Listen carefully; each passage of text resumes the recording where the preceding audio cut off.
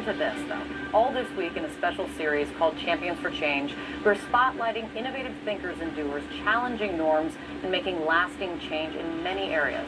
I want to introduce you to Jen Dianto-Kemmerly with the Monterey Bay Aquarium. Jen's passion and mission to educate and empower all of us, from the little consumer to big chefs and big business, to make sustainable seafood choices.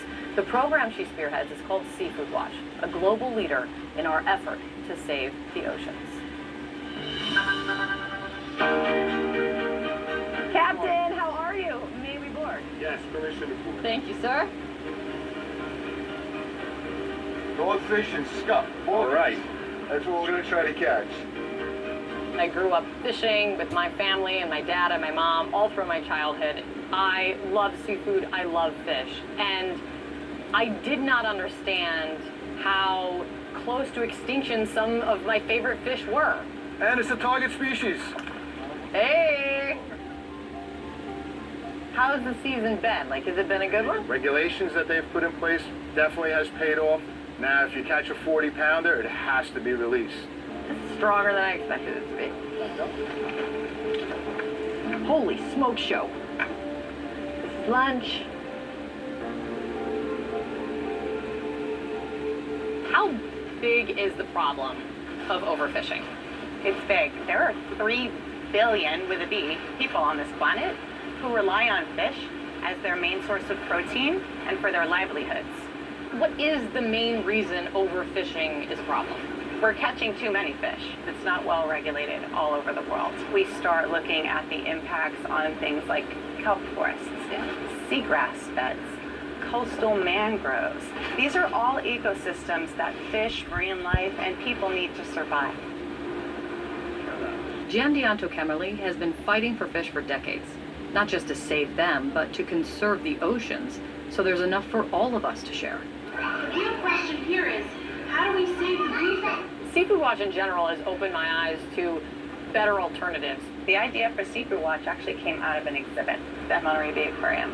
When we put this program together, we thought a lot about what's our ultimate goal here. To make consumers aware that there's a problem, that individuals should change their purchasing habits in support of more ocean-friendly seafood. So we created a little pocket guide and we put it in our cafe, and they started disappearing. And we thought, we're onto something. That's what I love about Seafood Watch, is it's not a you shouldn't.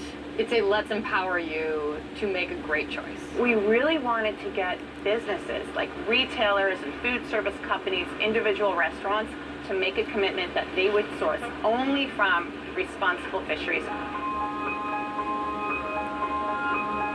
Wow, that's really impressive. And you can taste the sea, it's so yummy.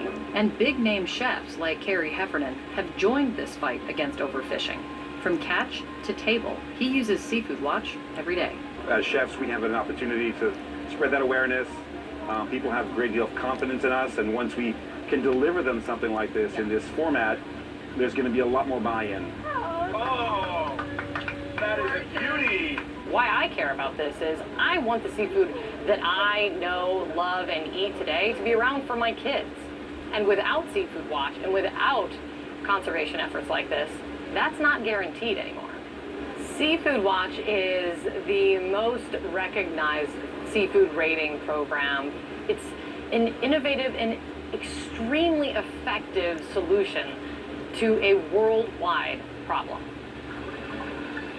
I not only love Jen's passion for this, she grew up around the water.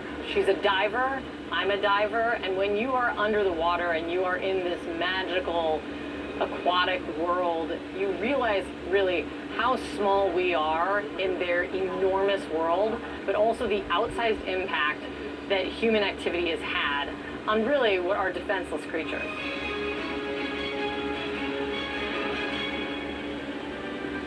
And the need for Jen's work couldn't be more urgent than it is right now. The percentage of fish stocks considered to be at healthy levels has declined dramatically from 90% seen as sustainable in 1974 to 65% in 2017. All this week, my colleagues and I will be bringing you more of these inspirational stories just like Jen's, and you can tune in Saturday night at 8 Eastern for the Champions for Change special, Inside Politics, with John King, begins after this break. Thanks all. Fur, you won't faze me. Unlike Zyrtec, Allegra won't make me drowsy. Allegra starts working 2 times faster than Claritin. So take Allegra before allergy symptoms take over you. And for kids, try allergist-recommended non-drowsy children's Allegra.